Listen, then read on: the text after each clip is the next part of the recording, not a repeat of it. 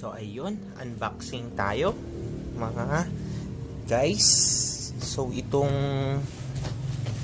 stash natin ay galing kay Sir Jonathan from Gawang Tagpuan. Tingnan natin kung anong laman.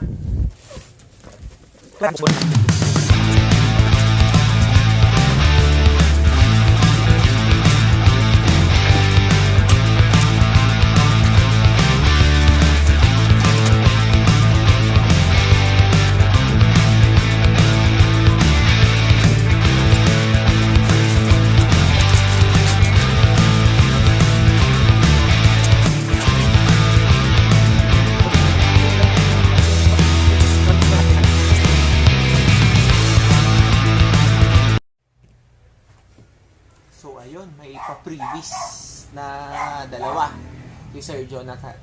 So kung makikita nyo, mahaba yung kanyang mitya. So ibig sabihin, safe na safe tayo. So yun po. Mamaya, iti-testing po natin ito para makita natin. Lagyan lang po natin ng stick.